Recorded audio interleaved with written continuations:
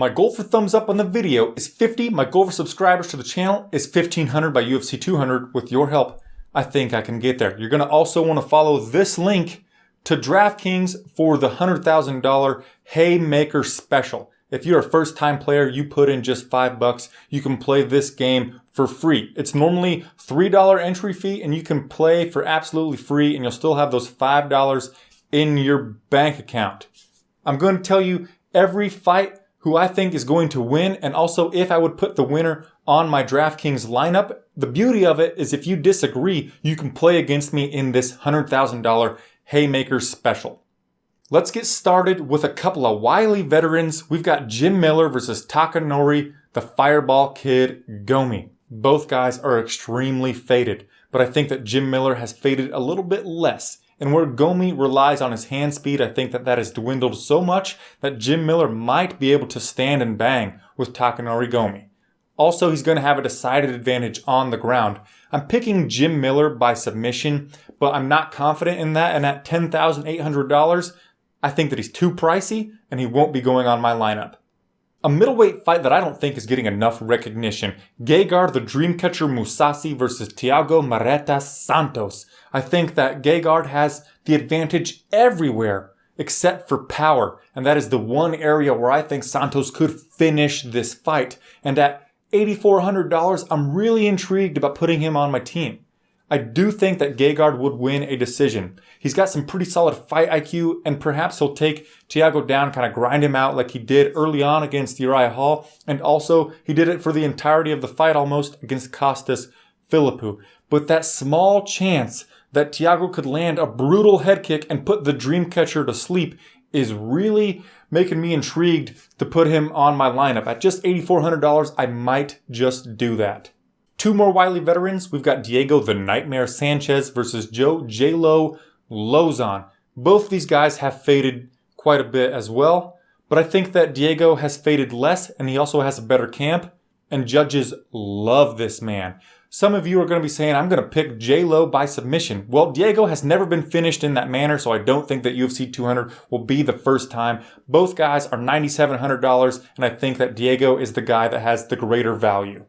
Super Sage Northcutt versus Enrique Marin. Super Sage is the most expensive guy at $11,300 on this fight card. The thing is, I think this fight is tailor-made for him to win.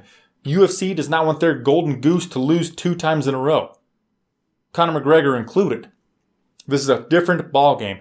Yes, Super Sage has very suspect submission defense, and Marin is a submission specialist, but Marin does not have very good takedowns. I think that Super Sage keeps it on the feet. I think he pieces him up, and he wins with a first round TKO. This guy is an absolute must-have. TJ Dillashaw versus Rafael Assunção.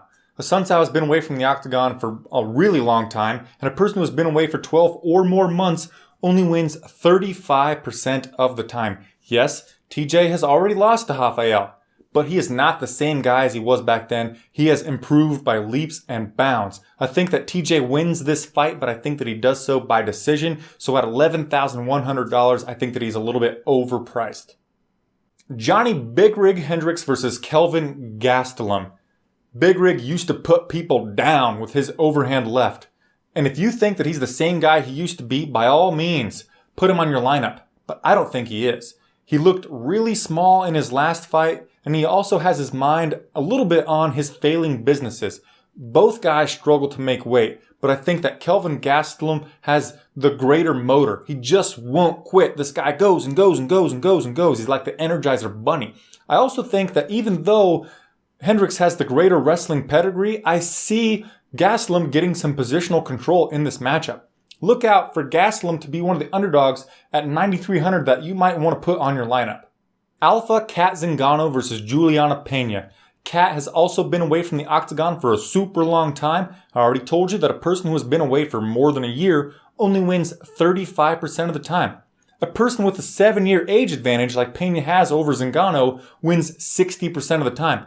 Also, I heard that recently Cat was weighing in at 175 pounds.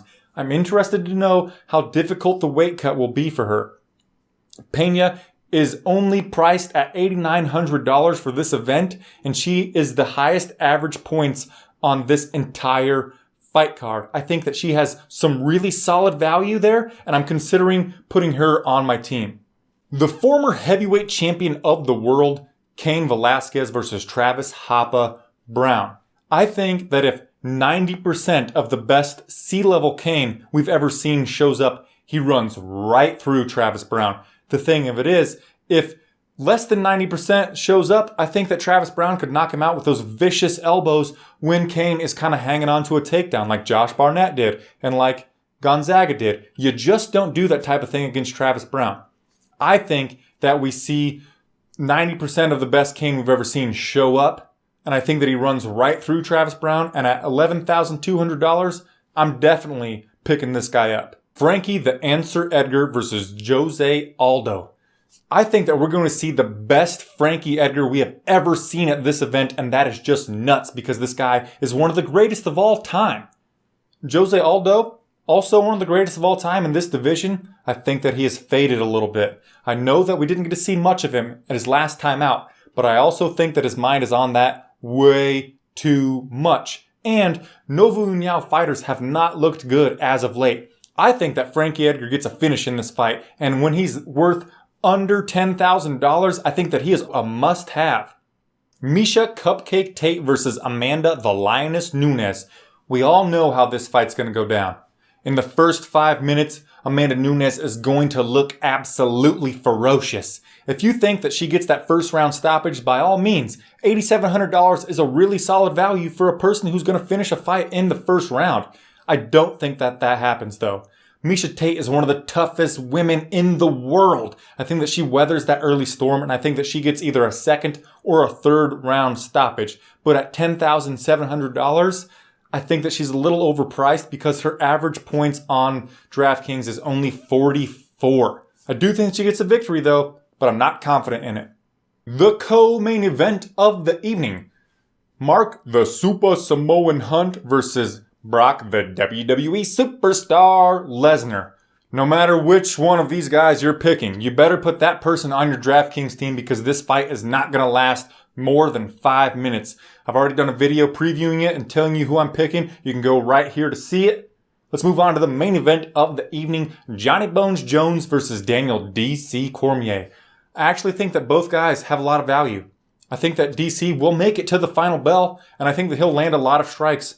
$8,500 for a person who will land 70 significant strikes and maybe win a round? Pretty darn decent, I think.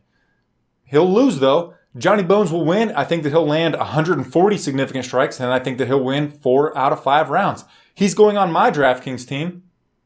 Tell me what you think about my picks in the comment section down below. You're going to want to go right here to play the DraftKings $100,000 Haymaker special. Be sure to follow this link or the one in the description box below. I would really appreciate it. Once again, give the video a thumbs up and also subscribe to the channel. I'll see you on my next video. Namaste.